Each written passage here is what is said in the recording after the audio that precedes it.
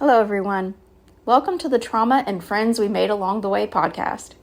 This podcast is going to focus on a series of events that caused a group of women, who otherwise would have never met each other, into joining a cult.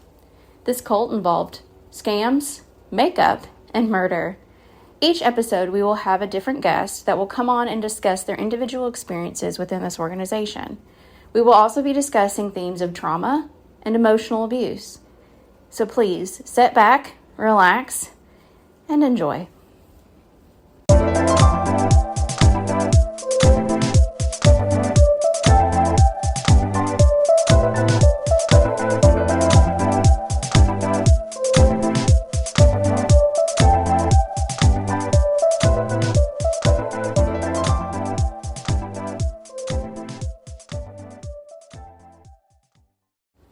Hello, everyone. Welcome to the Trauma and Friends We Made Along the Way podcast. This podcast is going to focus on a series of events that caused a group of women, who otherwise would have never met each other, into joining a cult. This cult involved scams, makeup, and murder. Each episode, we will have a different guest that will come on and discuss their individual experiences within this organization. We will also be discussing themes of trauma and emotional abuse. So please, sit back, relax, and enjoy.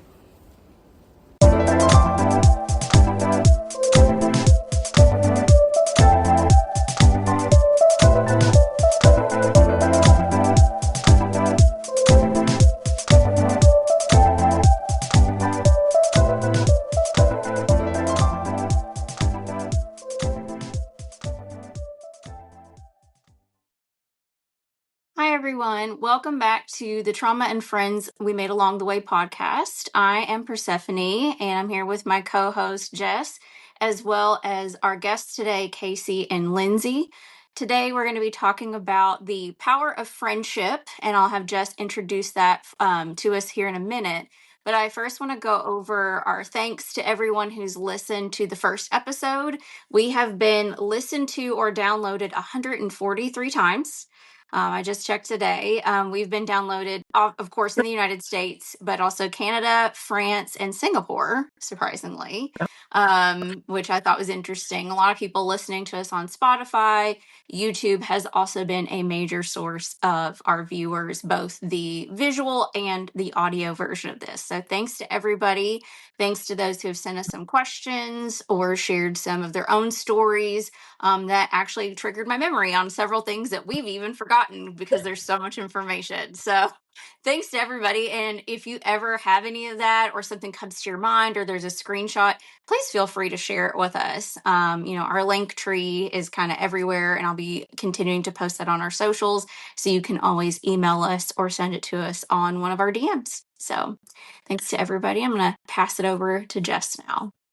I'm going to echo that. Again, thank you all for listening. It is massive, and we're really just trying to put out there that awareness of what's going on, how it can happen, and the escalation that one day you'll wake up and go, oh, how did I get here? Because a lot of us did that at the end of the day. Thank you, Persephone, for not only bringing us all together, but for all the work that you've put into this. Thank you. So, Lindsay and Casey are here because we are going to talk about how we all got here, why they joined, what brought them here, and what they take away from this. What is something massive in their life that is mirrored now, like things that they look back on and are wild and crazy, but are also heartwarming and exciting, and like how you can take some of the really good from this, even though at the end of the day, as shocking and scary as it is, there's still good to be had here. So I'm not sure which one of you ladies wants to start, but please tell us who you are and what brought you here. Okay, I'll go ahead and go, I guess. I'm Lindsay, and what brought me here was similar actually to something that was already said. E had a fandom jewelry box, and I loved that box. I thought it was great jewelry. I was big into jewelry, big into nerd things. And I saw on Facebook that there was a group where you could get spoilers of what the next theme would be. So I joined that group. E was in that group, and she kind of took advice and opinions. Plus, it was just a general fandom thing. And I just loved chatting and connecting with those people and just getting a chance to be a nerd online with things I love. Because at that point in time, there wasn't as much nerd culture out there unless you went to a convention or something like that. Even places like Hot Topic didn't have tons of stuff yet. So it was just a really neat place to go. And then when she said she was going to make this other group with her sisters, of course, I jumped on that and I invited some of my real life friends and just really liked being in that group and getting the chance to interact with fellow nerds and fellow fans and things like that. I don't know. I loved signing in and just seeing what was going on, whether it was in the background or the foreground. That was why I joined the group in the first place. Just get to be a nerd with a bunch of other nerds and fans out there. Excellent. Yeah. So I think that's something that we could all kind of resonate with, especially when joining this stuff. What about you, Casey? I mean, honestly, so my path was pretty similar.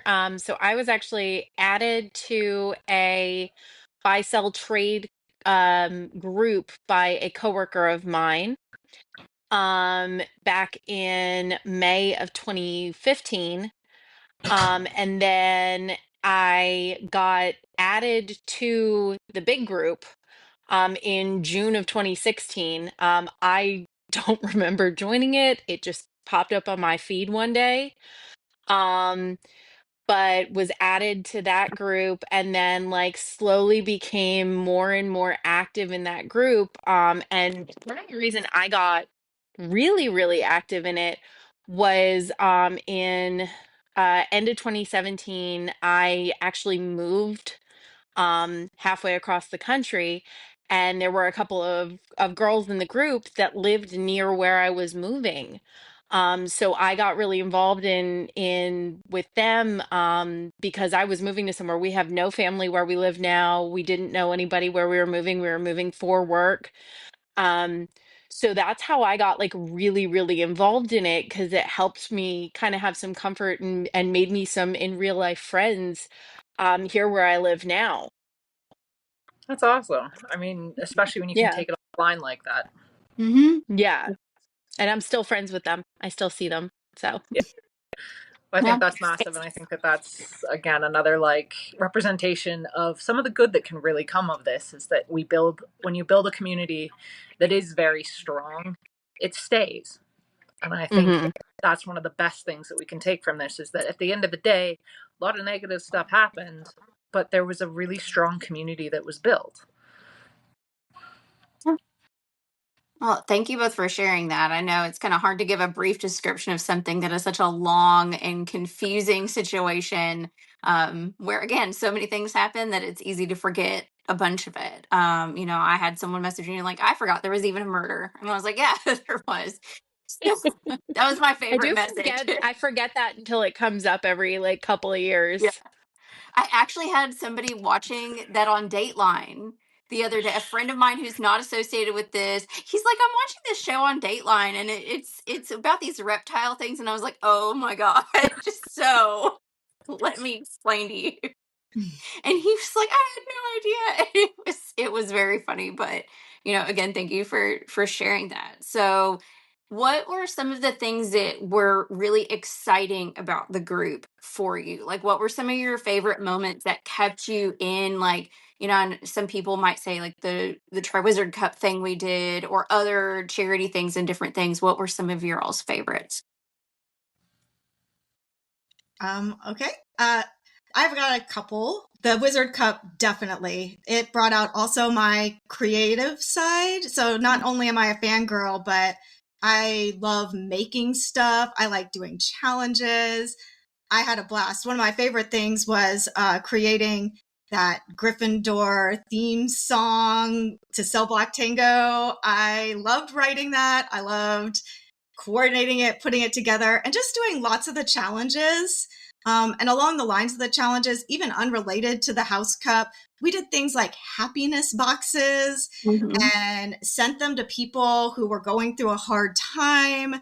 And it felt really good to be a part of that and also get to pour my creativity into things like that. Like I remember we tried to make ours almost like joke boxes. And it was just fun to do those things and get to just be a little weird, a little fun, a little out there, crazy challenges. But also, like was brought up, meeting people from this group in real life. I did invite some of my real life friends, but then I went to several of the meetups, particularly the ones in Orlando where we went to Universal and Halloween Horror Nights. And some of those people, we still see each other and still are friends, not just online, but now in real life also. And those were just, it was really cool to meet all these people that you've been talking to forever online and interacting with and getting to finally meet them in real life and hang out with them. All of that was just so much fun for me. I had a blast doing those things, meeting those people. And so, kind of like those things sort of tied together are really my favorite memories from being in the group. How about you? I think for me, a lot of it. So I didn't get quite as involved. I was working two full-time jobs, like when all the house cups and stuff like that were coming up. So I really enjoyed watching all of that stuff. Like I really enjoyed watching everybody else get to be like super creative. But for me, like a lot of it was the smaller individual relationships that I made with people that really like got me through a lot of difficult times in my life and transitional times in my life. um those were probably some of my like favorite things about the group was just meeting other kind of weird, don't feel like we belong, nerdy girls, and you know and kind of getting to feel that sense of community that I didn't feel in other aspects of my life. Mhm. Yeah, I It think building. makes total sense. Yeah. Yeah. So go ahead, Jess. No, I'm just gonna say saying that like I think that community was so important, and I think that Mhm. that transition, like, I mean, this was over a long period of time, so I think a lot of people went through a lot in their personal lives, and I think having that support online in that group was monumental.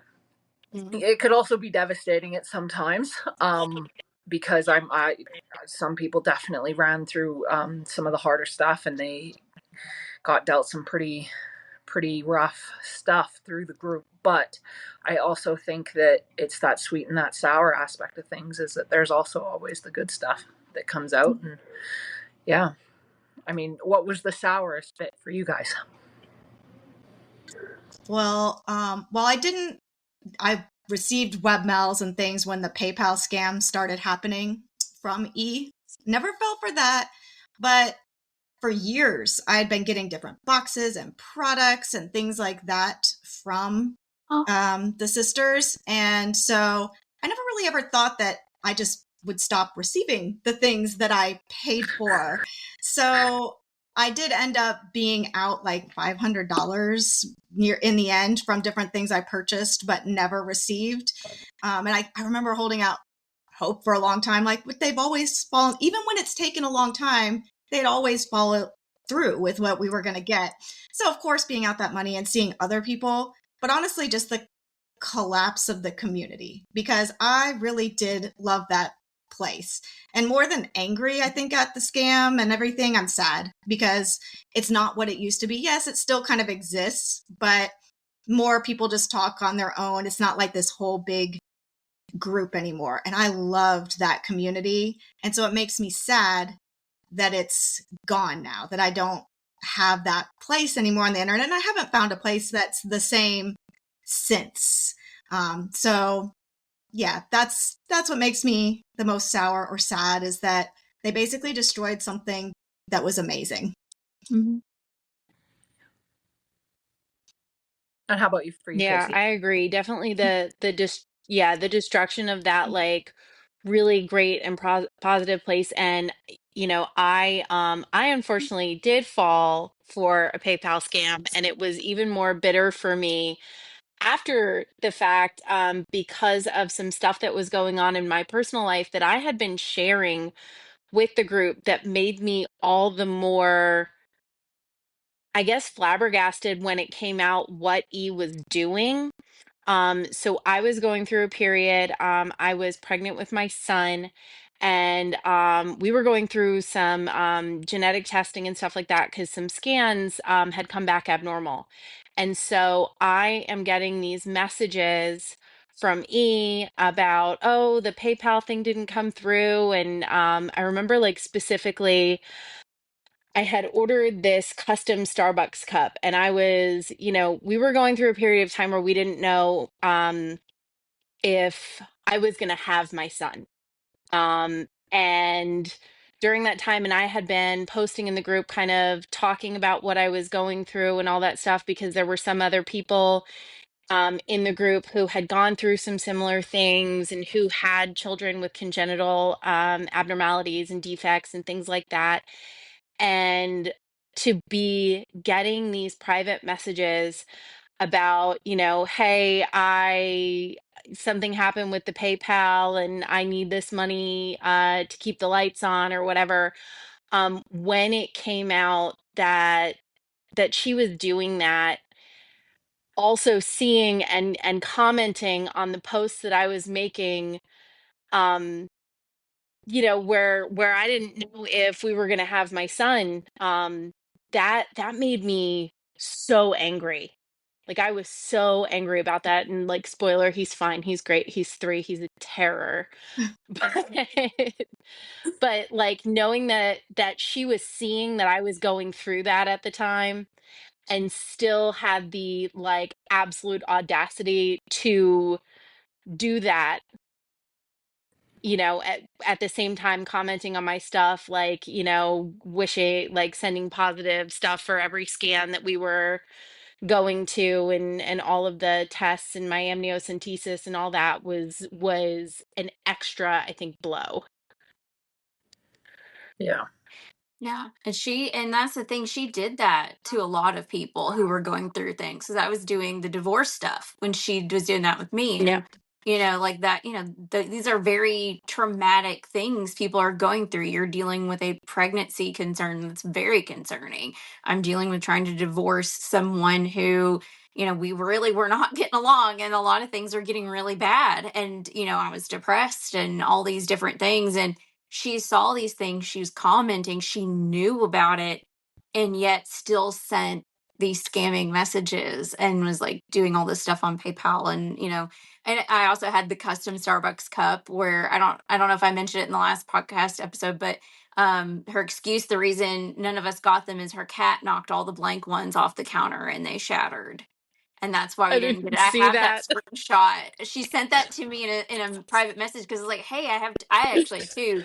And she's like, oh, I had just bought the blank cups and my cat knocked them all on the floor and broke them. And I was like, okay, that's cool. I'll send you some money so you can go get a new one. But then she never just got back with me about it. So, I don't know. I don't know if I'm the only one she told that to, but I just thought it was so funny because I'm like, really? Like, how many cups did this cat knock over? Like, mine is a terror, but How that seems big like a was the lot. cat? Right? Are we talking like Garfield sized, or what is happening? But I just, that was one of my moments where I'm just sitting there and I'm like, look, I might not be the brightest bulb in the box all the time, but I'm not that stupid. Okay, like, I have a college degree. Okay, I know this cat didn't knock like 30 cups off the counter in a weird fit of rage. I don't know. But, just the fact that she knew all of us were having these experiences, and they didn't care. They did not care. Yet when they had issues, we had to care about them.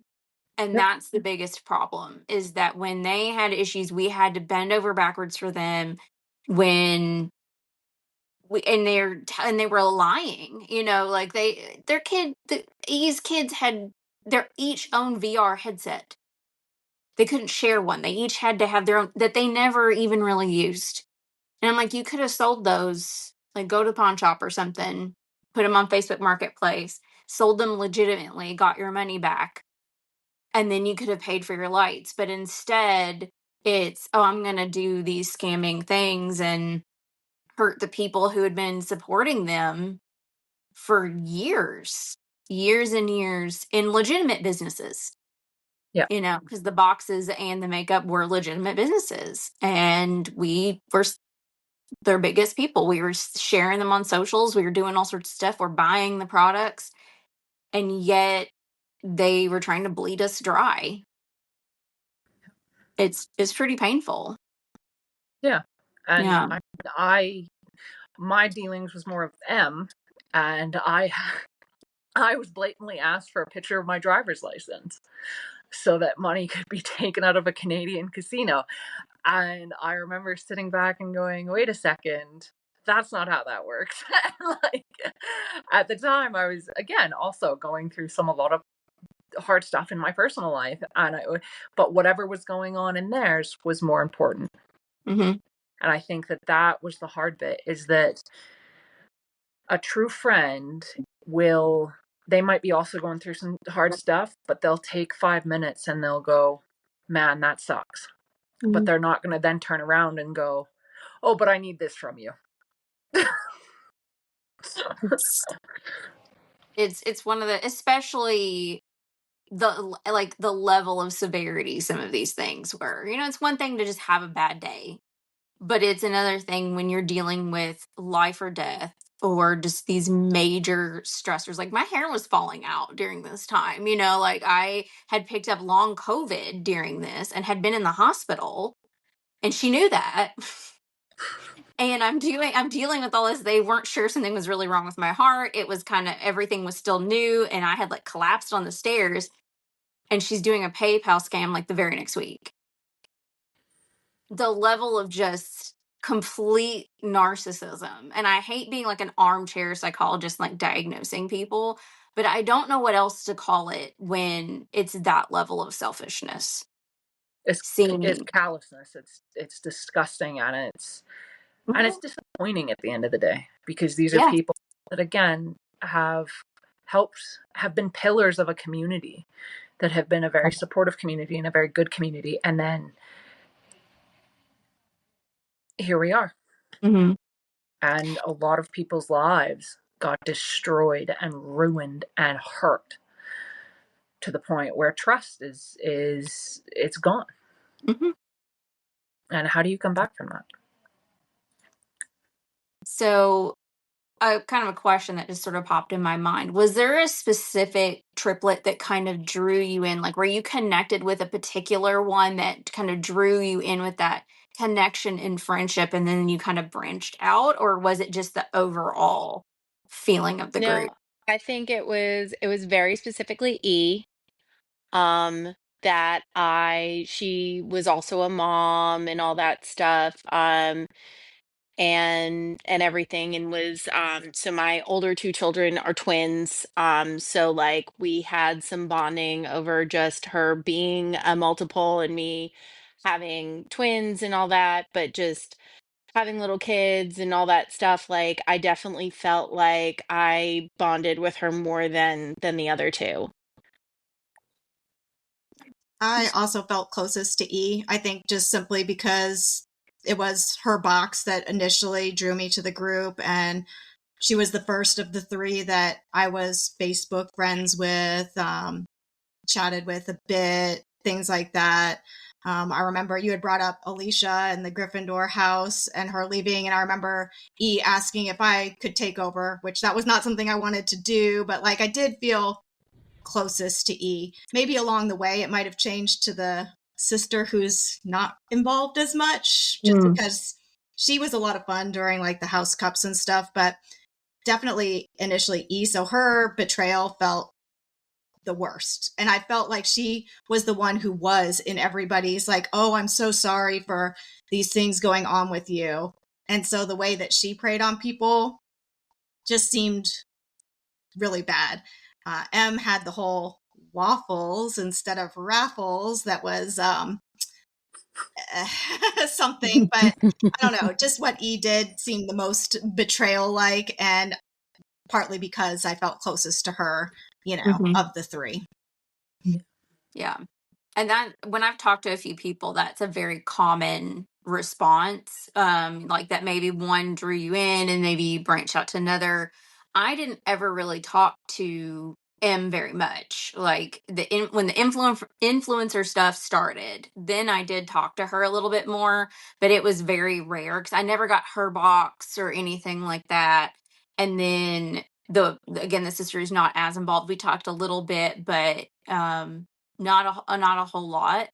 Even though I liked her energy a little bit, she seemed like the more bubbly of the three. She seemed the one that had that kind of personality that if I met her in person, I would be kind of drawn to want to hang out with her. Um, especially her husband loving goats and things like that, That was like, so fun. I was Like just thinking sending those about that. birthday texts. yeah. And I love goats, so it was just like, yeah, no, she seems like really fun for those kinds of things. But I think definitely, like, for me it was E as well, because that's the box I got, and that's who honestly would message me all the time. The messages going back years and years and years, versus the other two I didn't really speak a whole lot to. Yeah, mine was M for the most part. I did with E here and there, but and I had a lot more of E's products than I did M's, but M was, and I think it was mostly because I think that E had a wider, let's say, reach almost, and M didn't. And so I think it was a little easier for me to get sucked in on the M portion. And then she was talking a bit more on the mental health end of things, and at the time I was going through a lot of that as well, so it was kind of one of those things where you kind of felt like, oh no, what's going on. I could talk to, like, this is okay. Like, we didn't really talk in depth, but I was definitely more involved with them. And yeah, looking back now, it definitely feels very malicious, everything that they did. And it at the time, on some level, you wanted to excuse it and say that, well, they're going, you wanted to excuse it. But now when you look back, you're like, nah, this was just malicious and this was calculated. Yeah. So another question that it kind of popped in my head is, when do you feel that it become like gone from group dynamic, just a normal group dynamic, to in sort of like this grooming the friendships to be something more, to where we defended them in a lot of scenarios for a long time? Like, do you feel like there was a certain moment? Do you feel like it was gradual? What do you think kind of was the steps that happened with that from your observation?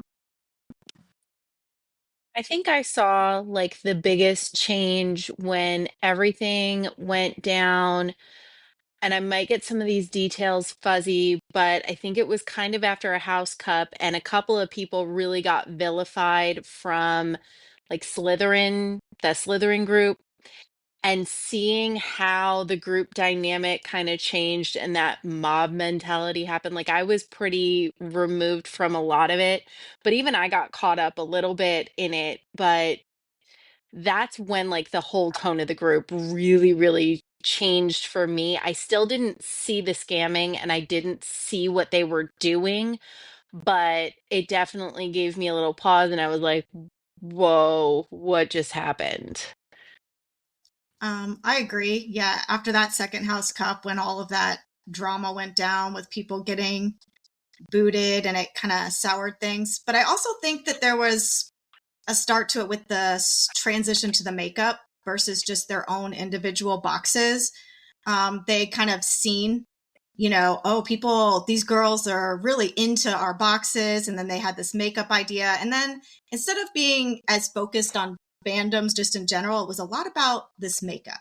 How can we use these girls to help sell our makeup, to buy our makeup, to get our product out there? And I think it kind of started to turn what the group was about, where it was more about, hey, we're this family of nerdy people who love, to talk about these things and, support each other, to being more focused on their business, even though we did, get their individual boxes and things like that. I think when it was that combined makeup, it started their gears almost turning like, well, how can we use this fan base? They were essentially celebrities. They made themselves celebrities. People talked about collecting them like Pokemon, like, oh, I'm friends with all three of them. I literally remember people making that comparison to Pokemon.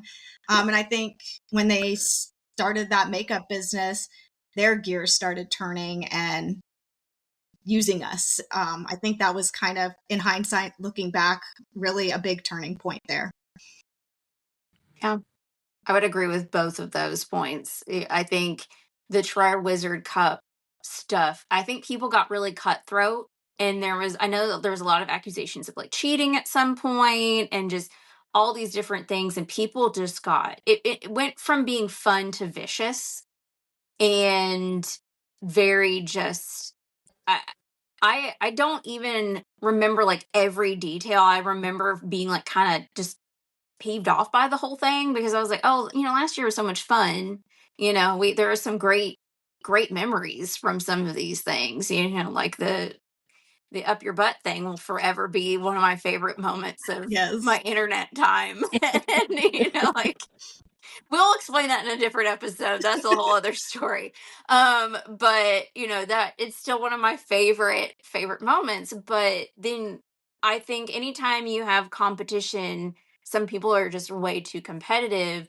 But you could also look at it as a moment of then they learned something about us that they could use for the future, like how we are going to handle these situations, which I also would think the Alicia situation was kind of combined into that. And I definitely agree with making us a commodity when it came to the makeup. Like they had a lot of people buying these boxes. So I'm like, it's not like you didn't have tons and tons of people. And honestly, your makeup was in Ulta and stuff. I don't know why you needed to turn us into that.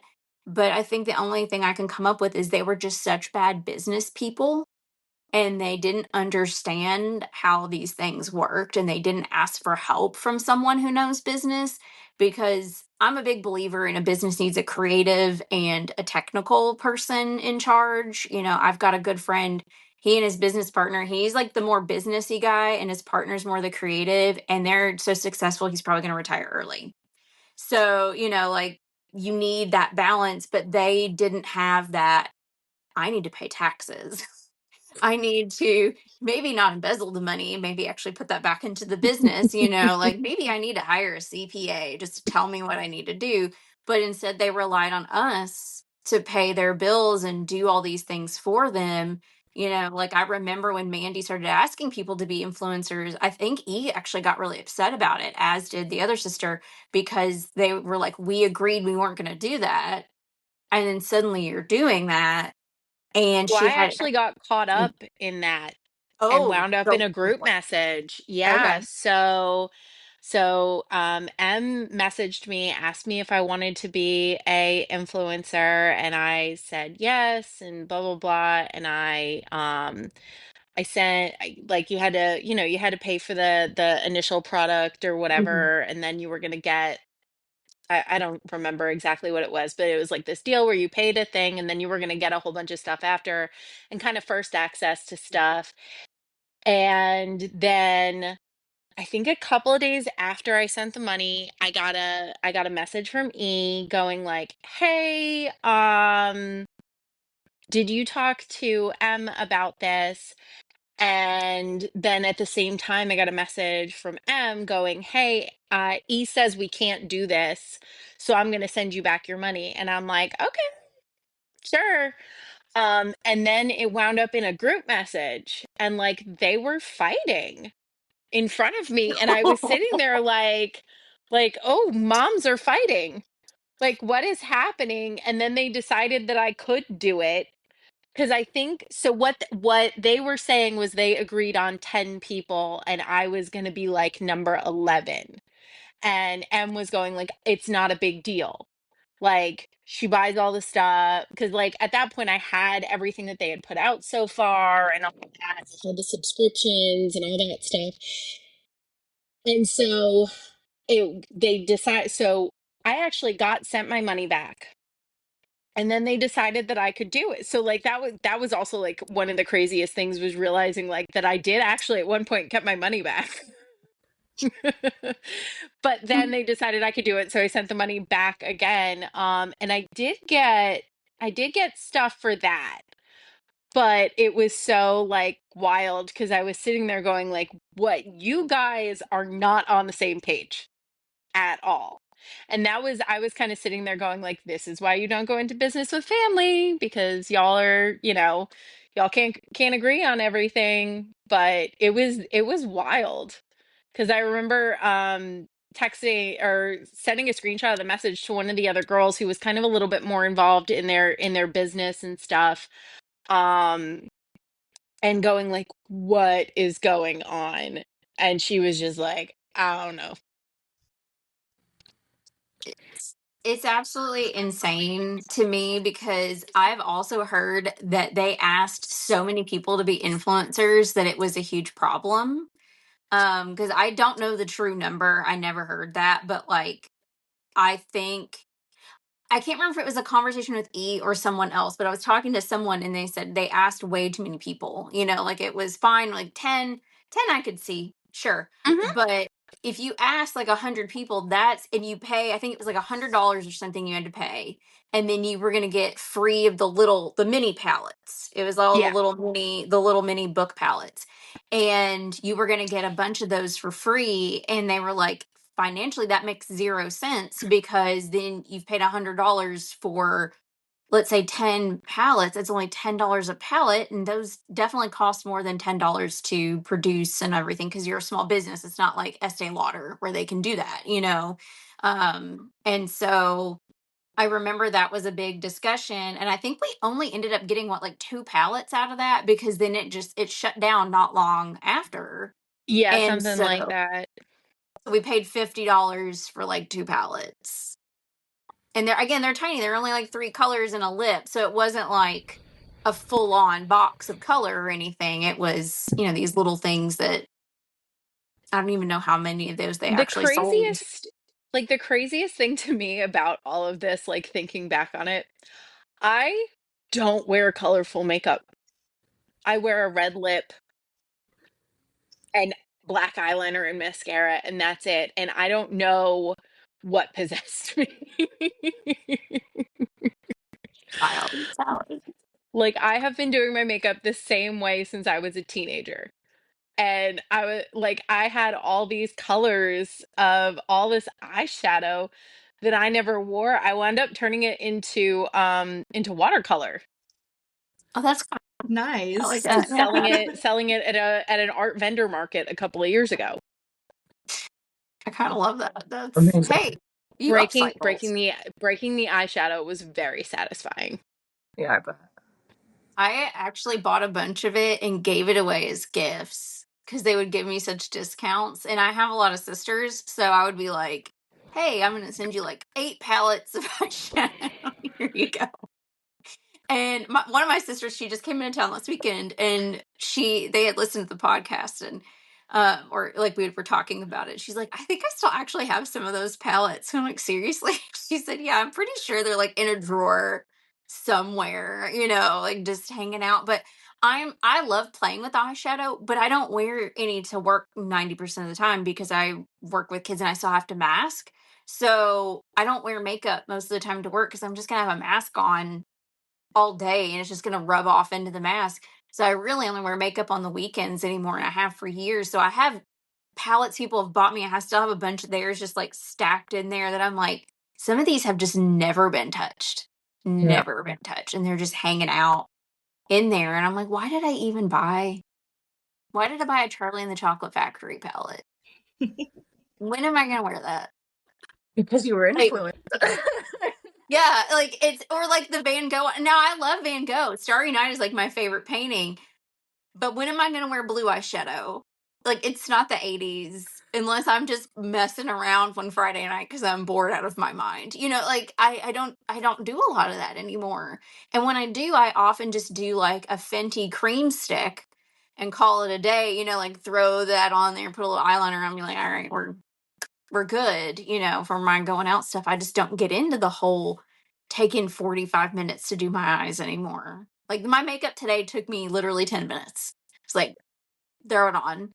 And why do I have their palette still? And I think part of it is it kind of just reminds me of don't do this again. Like, don't be an idiot. I think Because one of the worst bits is exactly yeah, that, is that you ended up with all this stuff and you were just kind of like, but why? And yeah, I think that if we even like take a step back further, I think that if the business sense had been there, they had us giving them ideas of stuff. I remember a post and specifically asking us, like, what would you like to see from a fandom in makeup form? And, there were hundreds of comments of people like, oh, this and this and this, and this would be cool. And like, I think that had the business sense been there, they would have not only had the investors, because we already put all this money in there in the first place, they would have also had support for years, and this business could have been bigger and better than it was. And I think that being on the ground floor of that is something that's not only really cool, but I think it's even more disappointing because it was a market that hadn't really been broken into correctly. And yet again, another failed attempt. And it's really disappointing to see all of that in piles now in your makeup room going, what do I now do with this? Because I no, can't look at it. I can't touch it. I mean, I got to give props to Casey because that's incredible. Like, yeah, but I mean, I've got it in boxes in somewhere in the house, and it just sits there, and you Get can't a really touch little it. gum arabic and just mush it up until it's the right consistency. Make paint. Perfect. Yeah, there we go. So there we go. Anybody who's listening, if you want ideas on how to get rid of this, talk to Casey. yeah. It's just mix it together. Hey, I'm all about upcycling. I think it's one of the greatest things you can do. Like when people make blankets out of old t-shirts and like they're using the thing that's just been sitting in a drawer for years and years. Um, Kind of another question. What is something you miss the most about the group? That you miss vibe wise? I miss just being able to go to this one space every day if I needed to. And whether I was taking part in a conversation or just viewing the different things that were going on in the group, like it just felt like this little space that was mine. And I miss having that space now. I hate that it all got destroyed because it really was, when it was great, it was really great. We all had a great time there, and I just miss having that space. Yeah, I definitely miss the central location of it and being able to go to one place to keep up with all my internet besties. And even,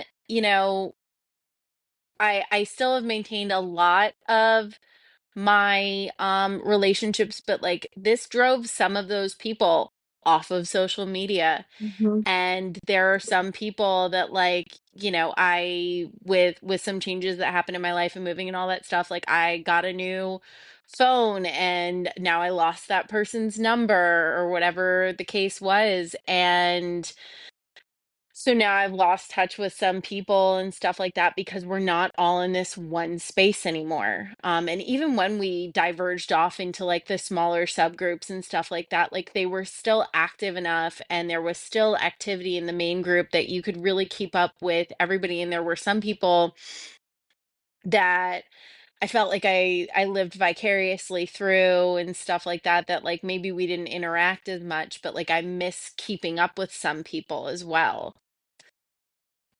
Yeah.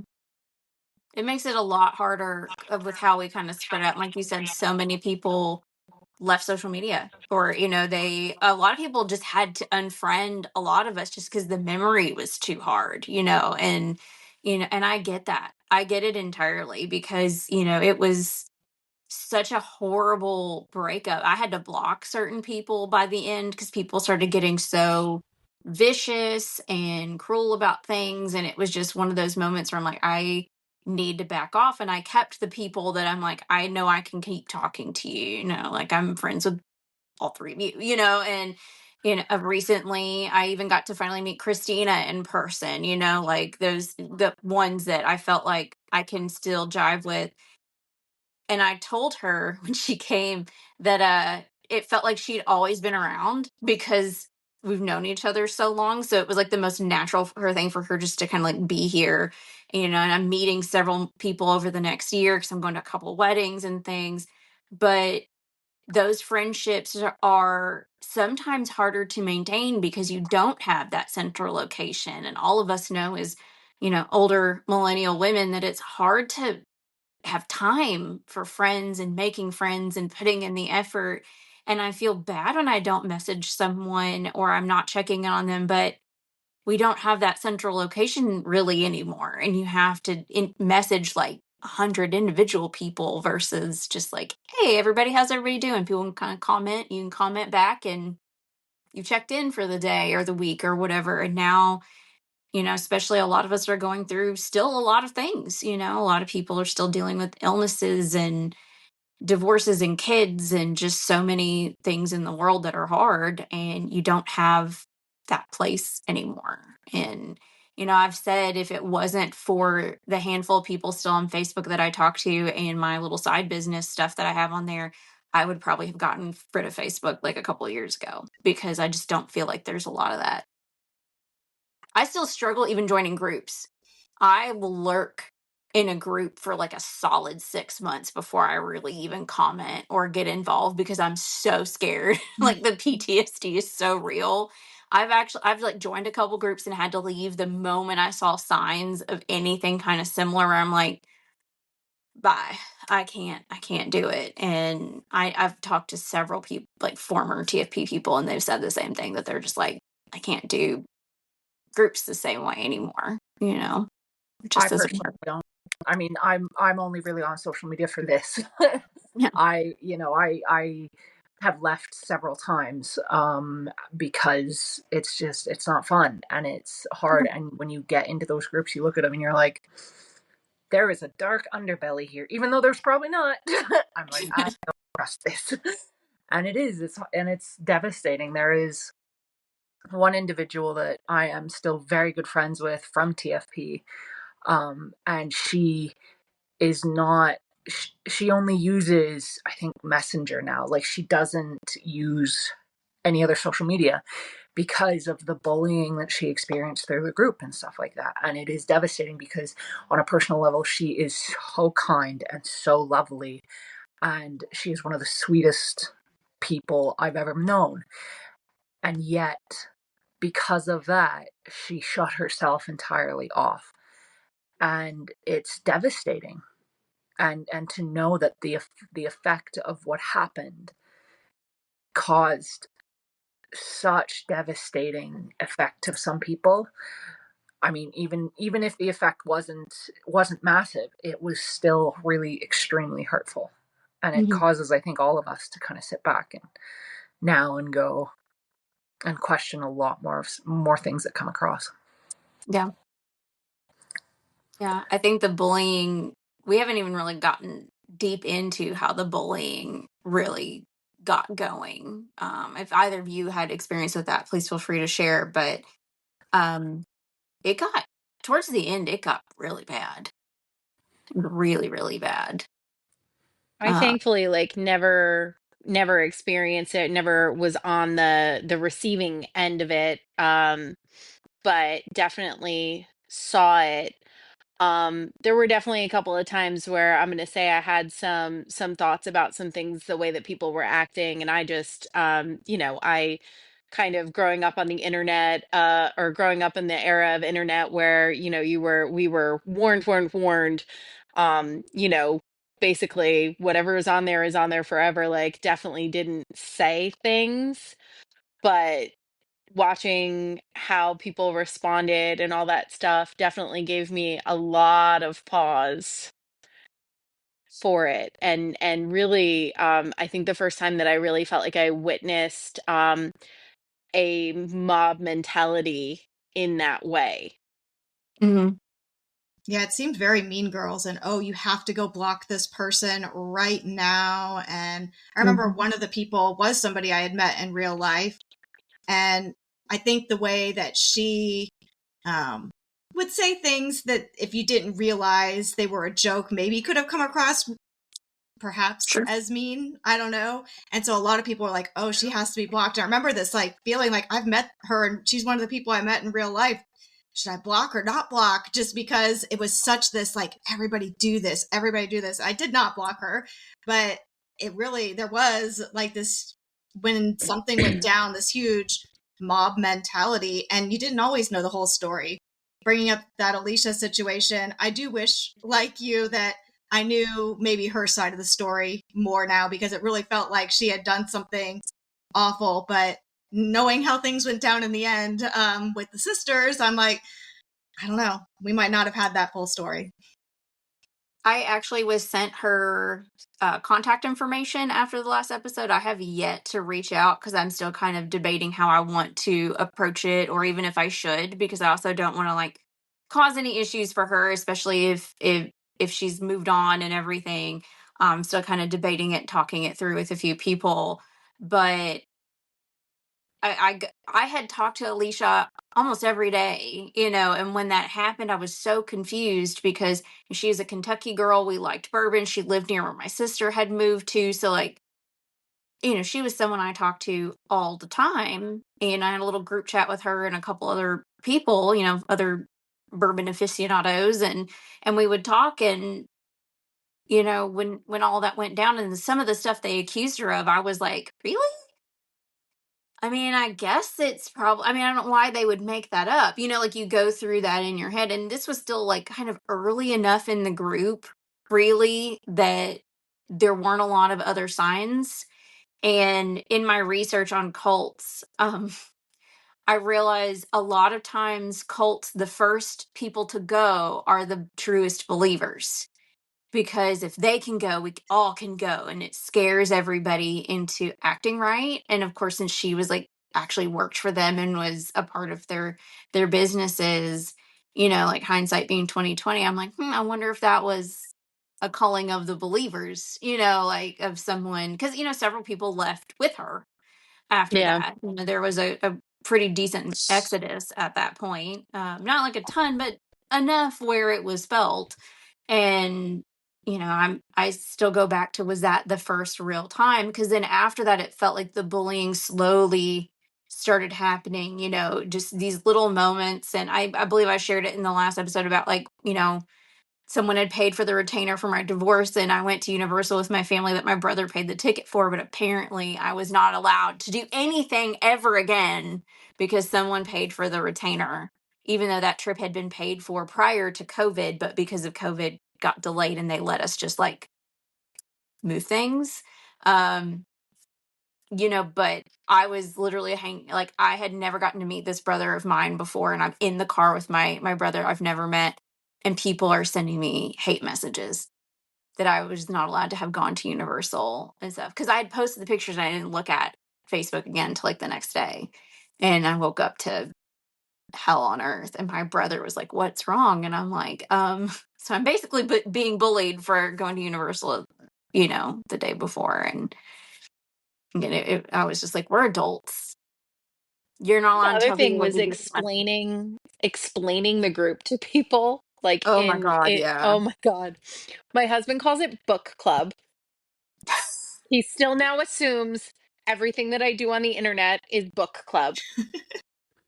Yeah. It But was I he love didn't better. know he didn't know what else to call it. I was like, sure, sure. It's not at all that, but sure. it. Sure, why not? Sure. Yeah. Crazy book club cult. Yeah. Yeah. He's so funny. It's like my ex knows all about this too, and he's just because we were together pretty much the entire time this happened because the divorce happened like right at the devolving end, and he's just like, some of the stuff that you all were doing in that group seemed really weird to me, but I just never said anything. And I'm like, again, hindsight's really 2020, and I'm just like, why was I stacking books at like 3 in the morning for this? Making a huge mess in the living room that he wakes up to and just looks around and he's like, okay. So, like, just gonna go to work. It's fine. I'll clean it up. But, these little things and of course it was fun, but I think sometimes, you hear about the Hollywood shaming stuff that they make you do. Like you have to do something embarrassing when you join Hollywood is a sort of a hazing ritual. And not to say that's what the Tri Wizard Cup was, but in some ways some of these things that we did made it so we were bonded in that way. Like the more ridiculous and embarrassing you can be with each other, the more you're gonna trust that person and listen to those people. And because I got to be really myself in front of you. Here you go, and you kind of give that to them on a little silver platter. Of course, they never asked us to do anything illegal at that point. Like none of it was like we weren't like in the Nexium cult with Right. No, it would make eggs weird. at 2 a.m. Like, Yeah, it's like stacking books is a very far cry from like sexual slavery. Okay, it's yeah, like we're just clearing the air on that. But it's still that same concept of I can get you to do this, you'll do these other things for me, or you'll defend me because I've seen the real you or the embarrassing you. Um, Kind of another sort of our real last question is what made you come on the podcast? Like what do you hope this accomplishes? What do you hope people can get out of, listening to our story? I think just sort of like how easy it can be to just like maybe trust the wrong people, and beware of anything where money starts getting involved as well. Even if it starts out perfectly legitimate and fine, just have your guard up because you just never know. And just so many people were hurt by this. And even though, we know that nothing's going to come of any reparations or anything like that from the sisters, just at least that maybe they can see that, yeah, we haven't forgotten and, we're here to support each other and things like that. Because it just seemed like a lot of us tried for a long time, especially the people who were out thousands and thousands of dollars. And I feel really horrible for people like that, to get their money back. And that isn't going to happen. But maybe if other people can be aware of maybe what to look out for or, things like that. I think part of it for me is definitely a lot of what Lindsay said. Definitely that people should be cautious about, I'm going to say like small internet businesses and things like that. Um, but I think like another piece of it for me is when I agreed or when I signed up to do this was also around the time that we were starting to see pop up in other buy sell trade things. So part of it was also definitely I'm not shutting up. Like I know I've come to terms with that. I'm not getting my money back, but I'm also not gonna shut up and let you continue to do this. But also you didn't break the bonds that we have in the friendships and all of that stuff. Like there are people who I'm still close with who have gotten me through incredibly difficult times in my life, people I still talk to every day. And just because you broke the community doesn't mean that like, we're not still there. Mhm. Yeah. yeah. Oh, And I well, think, Jeff, if you're good. listening, Yeah. want to reach out, please do. We'd love to hear your side of the story about all of this. Because I would agree with what everybody else has said. There's 3 sides to every story, and we only got one. But we also respect your boundaries. If that is not something that you ever want to touch on again, that is 1,000% your prerogative. There is no Mhm. pressure. Just know that Yeah. you will be welcomed wholly and kindly if that is your choice. Mhm. Yeah, we're not here to judge what anyone did in these situations because of just how bad it got. And, like dealing with narcissists, a lot of times you do respond in ways that normally you never would. You know, um, I read a story the other day where this man had gambled away his family's life savings, like all of it, and his wife had just had a new baby. And she slapped him when she found out because he lied to her and she slapped him.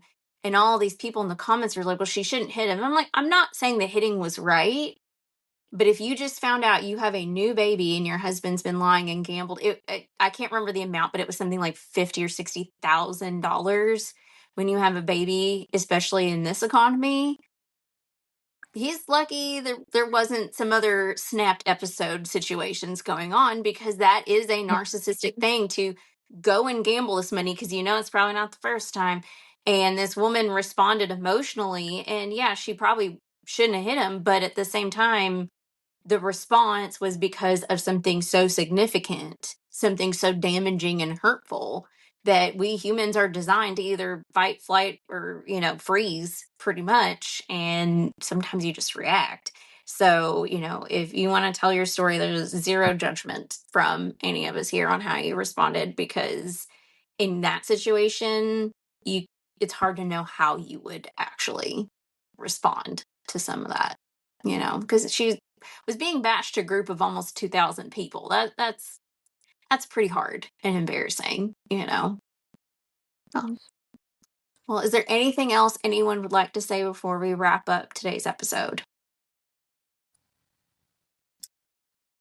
Okay. Feel like we Well, touched on most everything, but the good mm, times were great. And yeah. I'm so thankful for all the people that I have met in the group, both in real life and still just whether it's on the internet. Like, they've become real friends, and I will always love that came from this Mhm. experience. Yeah. Yeah, I think, just like that at the end of the day, you touched on it a little bit before, but like making friends as an adult is hard. And some of the friends that I made through this group, got me through a move that took me 1,500 miles away from any family. And I still talk and see these people. And people who got me through some really, really difficult times in my life when my twins were in the NICU and when we thought that my son wasn't going to make it. Like, there were some really specific people who are, I think, the reason I survived all of that. And I am ultimately thankful for that. Mhm. Well, thank you both so much for coming on and for volunteering to participate and sharing all these stories. And I know that several people signed up to do multiple episodes. So if you did that, then we will probably see you again coming up soon. Since now we know how we're going to record and sort of a little bit more of a decent schedule on kind of getting through all that. So we want to thank everybody for listening. Please like, share, subscribe, all that good stuff. Our link trees and all of our socials. If you have further information to share with us or a similar story, maybe not necessarily with this group, but something that is akin to it, please feel free to reach out to us, because we would love to branch out into other similar stories to show just exactly how this works. So thank you so much again, and we will see you all soon. Thanks, everybody. Thanks, guys. Thank you for joining us today. If you have any questions or a story of your own about this organization, please feel free to email us. Our email will be linked in the description box. If you have experienced any trauma or abuse, please dial 988 for the crisis hotline. You are not alone. Please join us with our next episode, where we will be continuing to discuss what took place and how people are feeling about it today.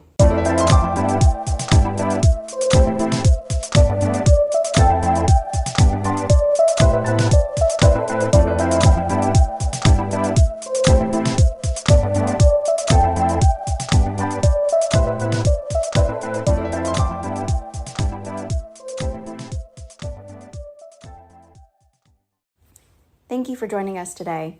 If you have any questions or a story of your own about this organization, please feel free to email us. Our email will be linked in the description box. If you have experienced any trauma or abuse, please dial 988 for the crisis hotline. You are not alone. Please join us with our next episode, where we will be continuing to discuss what took place and how people are feeling about it today.